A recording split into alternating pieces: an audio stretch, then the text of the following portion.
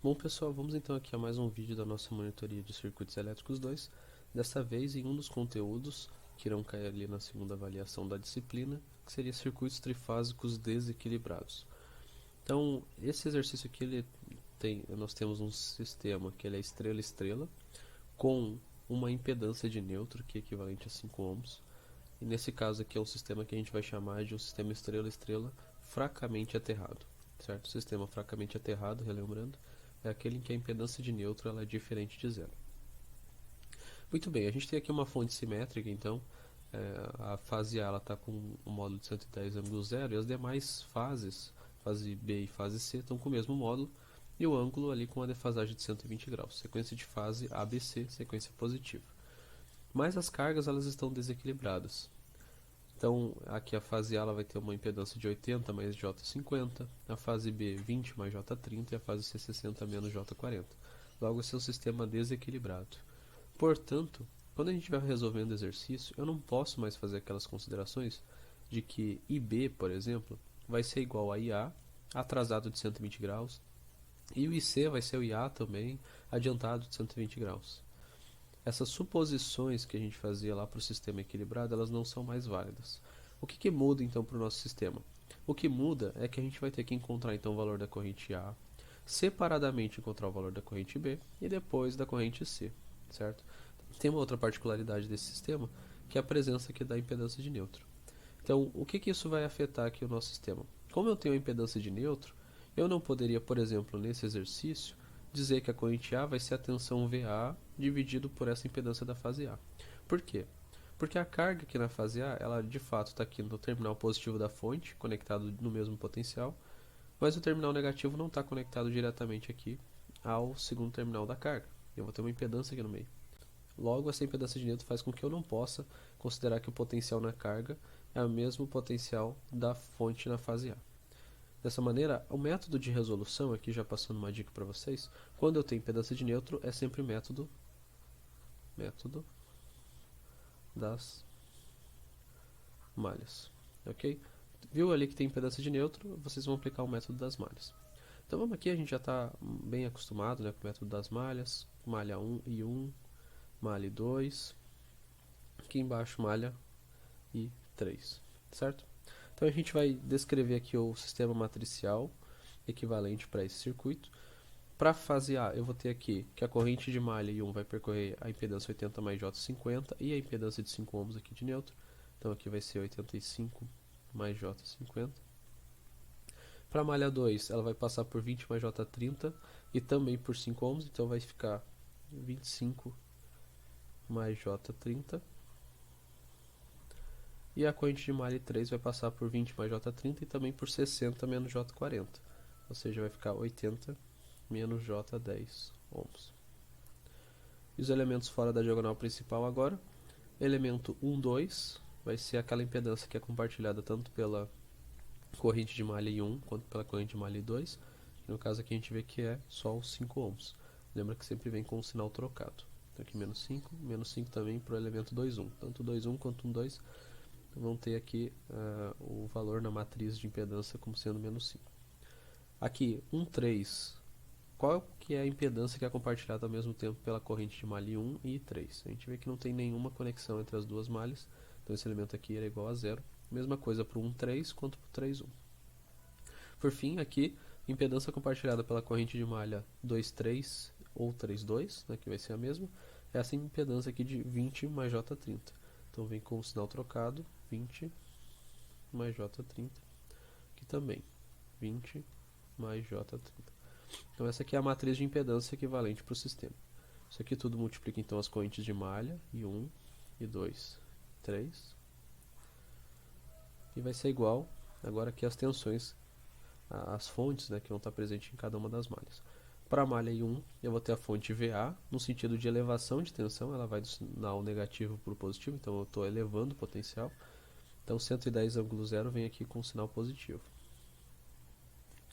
Para a malha I2, eu vou ter aqui essa fonte, 110 ângulo de menos 120, porém em sentido de queda de tensão. Eu vou do maior potencial para o menor. Então aqui vai ser menos 110 com ângulo de menos 120 graus. Por fim, para a terceira malha, eu vou ter aqui 110 ângulo de menos 120 no sentido de elevação de tensão, menos 110 ângulo 120 no sentido de queda de tensão. Por isso que veio o sinal negativo aqui. Então esse aqui é o sistema matricial equivalente para esse circuito aqui. Então vocês podem jogar ali na HP, né, resolver esse sistema matricial. A gente não vai estar fazendo aqui, porque já temos vídeo aqui no canal ensinando como resolver sistemas matriciais na HP 50G. Mas resolvendo então esse sistema, a gente vai ter que 1 vai ser igual a 1,32 com ângulo de menos 31,15 graus ampere. E 2 vai ser 4,01 com ângulo de menos 4,42 graus ampere. E 3 vai ser 1,46 com ângulo de menos 33,60 graus ampere. Muito bem. Lembrando que essas correntes aqui, I1, I2 e 3, são as correntes de malha, ok? Não são as correntes de linha. A gente vai ter que pensar então como que as correntes de malha se relacionam com as correntes de linha. Então vamos lá. IA, se a gente analisar ali em relação às correntes de malha, IA vai ser a própria I1, certo? Porque em A aqui só passa I1 no mesmo sentido.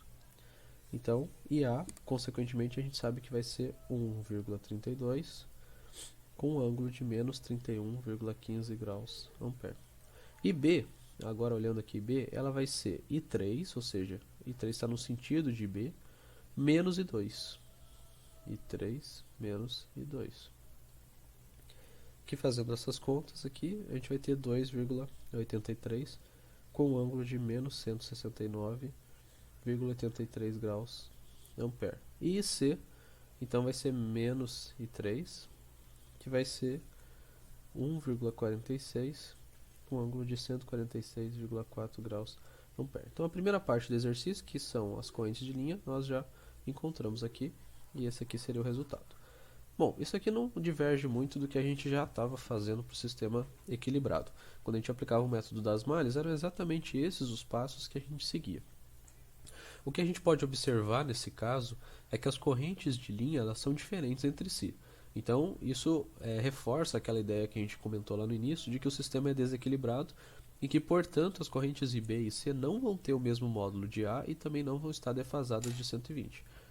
Bom, é claro que pode acontecer um caso muito específico em que isso ocorra, que as correntes de linha, mesmo para um sistema desequilibrado, sejam iguais em módulo e defasadas em 120 graus.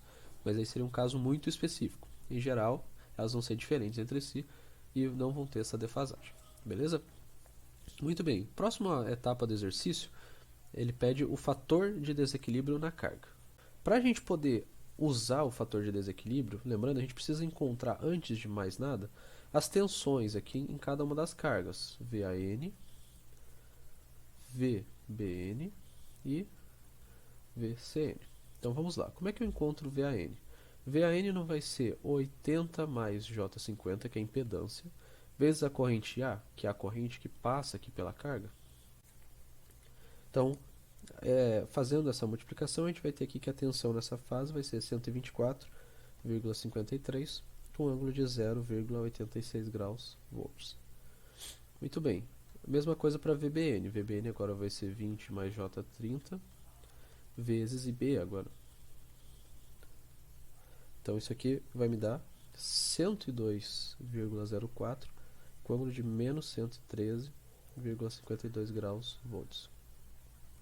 VCN, por fim, vai ser 60 menos J40 vezes IC, que vai me dar 105,28 com ângulo de 112,70 graus volts. Dado então que nós temos as tensões de fase nas cargas, nós podemos calcular então o fator de desequilíbrio. Então, calculando o fator de desequilíbrio nas cargas. Para calcular o fator de desequilíbrio, a gente vai estar usando o método Sigré aqui, que inicialmente a gente calcula um beta, uma constante beta, que ela é dada por VAN a quarta, mais VBN a quarta, mais VCN a quarta,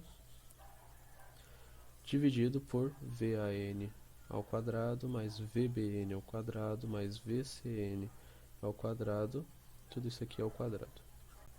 Isso aqui a gente está usando para tensões de linha, para tensões de fase na carga, mas você poderia usar também para tensões de linha, tá? Isso, a fórmula vale para os dois casos. Aqui em vez de VAN apareceria VAB, em vez de VBN apareceria VBC, em vez de VCN, VCA. Ok? O método é válido para os dois casos. E temos vídeo aqui também no canal ensinando como salvar essa equação aqui do fator de desequilíbrio pelo método Sigré na HP50G. Dá uma olhada lá também. Fazendo essa conta, então, a gente chega aqui em 0,3445 para o beta.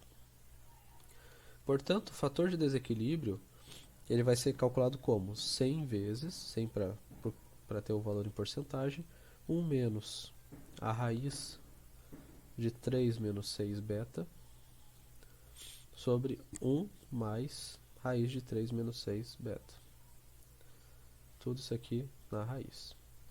Aplicando então o valor de beta nessa equação, a gente vai chegar num desequilíbrio de tensões de 13,1837%.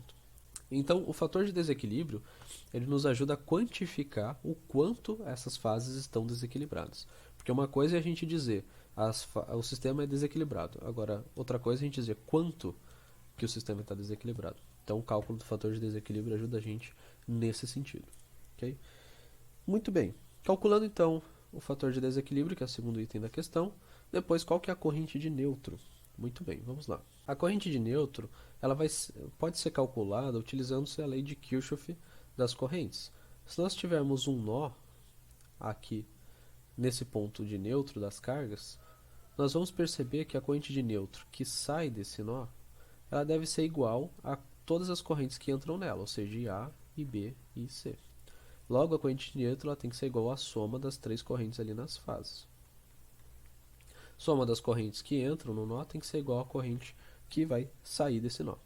Fazendo então essa soma fasorial dessas correntes, a gente vai chegar em 2,9 com ângulo de menos 172,57 graus ampere. Nos sistemas equilibrados, essa corrente de neutro era sempre nula. Por quê? Porque devido ao equilíbrio das cargas, isso fazia com que as correntes fossem iguais em módulo e defasadas de 120 graus. Quando eu fazia a soma dessas três correntes ali no ponto de neutro da carga, e esses vetores eles se anulariam, logo não teria a corrente de neutro ali voltando para o meu sistema. Aqui no sistema desequilibrado isso já não é verdade. Então essa soma fasorial ali das três correntes ela vai ser diferente de zero, portanto eu vou ter uma corrente de neutro. Por conta então dessa corrente de neutro, a gente vai ter o que a gente chama de tensão de deslocamento de neutro, que é o último item que esse exercício vai pedir. Então a tensão de deslocamento de neutro ela vai fazer com que a referência de tensão aqui das cargas passe a ser tomada em um outro ponto que não seja a referência de potencial absoluto zero que existe aqui na fonte. Aí a gente consegue ver isso melhor no diagrama fasorial, a gente comenta daqui a pouco. Então, mas como é que eu quantifico essa tensão de deslocamento de neutro? Ela vai ser dada pela corrente de neutro vezes a impedância de neutro, que no nosso caso aqui é de 5 ohms. Então a gente vai chegar aqui que a tensão de deslocamento de neutro é de 14,5 com ângulo de menos 172,57 graus volts. Então se a gente fizesse um diagrama fasorial dessas tensões, na fonte a gente teria aqui, por exemplo, VAN,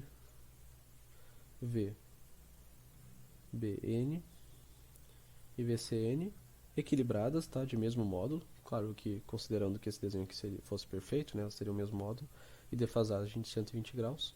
Mas devido ao desequilíbrio das cargas do sistema, de ser desequilibrado, existe uma tensão de deslocamento de neutro de módulo 14,5 com ângulo de menos 172. Então vamos lá, que seria o zero, né?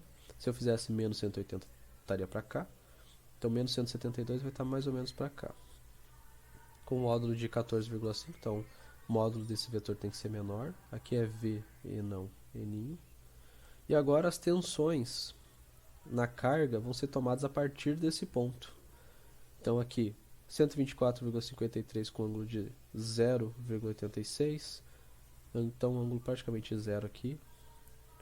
Para, por exemplo, V razão é não. 102 para VBN com ângulo de menos 113.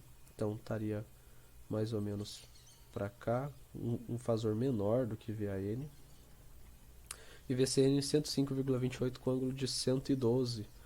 Então, esse sistema, claro que desconsiderando o desenho aqui que foi feito um pouco mais às pressas, vocês podem fazer depois considerando as magnitudes aqui de cada fasor, né, fazendo com escala e em um ângulo certinho. Mas a ideia aqui é só mostrar para vocês o que a tensão de deslocamento de neutro faz com as tensões na carga. Eu tinha aqui um referencial de zero absoluto na minha fonte, que estava equilibrado, mas devido ao desequilíbrio, então, as tensões na carga se deslocam e passam a ser tomadas a partir de outro ponto. Em outras palavras, né, a gente poderia dizer que o condutor de neutro ali desse circuito ele teria com uma tensão de 14 volts. Isso também reforça o fato de que você não pode simplesmente sair tocando condutores de neutro em circuitos aí, só porque é o condutor de neutro, né? Ele pode ter ali a presença de tensão, haja vista que a maioria ali dos sistemas que a gente vai estar lidando, as cargas são desequilibradas e, portanto, vai haver uma corrente de neutro, vai haver uma tensão de deslocamento de neutro. Um exercício interessante que vocês podem estar fazendo agora é o seguinte: considera agora que esse sistema, ao invés de estar fracamente aterrado, ele esteja agora solidamente aterrado, ou seja, sem impedância de neutro. Nesse caso aqui, vocês vão ver que a tensão na carga é igual à tensão na fonte, certo? Por quê? Porque o potencial aqui no terminal positivo da fonte está no mesmo potencial aqui da carga, e o segundo terminal da carga também está no outro terminal da fonte, ou seja, estão no mesmo potencial. A tensão aqui é 110,0, a impedância de 80 mais J50, logo a corrente A vai ser 110,0 dividido por 80 mais J50. Façam isso para as três fases, vocês vão ter as três correntes. Calculem depois o fator de desequilíbrio. Tá? E vocês vão perceber o efeito que a presença da impedância de neutro causa no desequilíbrio das tensões. Vocês vão observar que quanto maior a impedância de neutro, maior vai ser a tensão de deslocamento de neutro presente ali no meu sistema. Haja vista que a tensão de deslocamento de neutro é proporcional à impedância de neutro, como a gente viu aqui, multiplica a impedância de neutro. E vocês vão ver que quanto maior então essa impedância de neutro, portanto, maior é o fator de desequilíbrio do sistema. Façam então esse caso solidamente aterrado. Depois, tentem fazer um outro caso em que eu tenho aqui 10 ohms ao invés de 5 ohms que a gente tinha inicialmente. Dobrei a impedância de neutro. Vejam o efeito que isso vai causar no meu sistema, ok? Muito bem, pessoal, sobre sistemas trifásicos desequilibrados, por hoje a gente fica por aqui. Eu espero que esse vídeo tenha ajudado vocês a entenderem um pouco mais sobre a dinâmica de sistemas trifásicos desequilibrados. Se ficou alguma dúvida, alguma sugestão, podem deixar aqui nos comentários. Um abraço em todos vocês e bons estudos.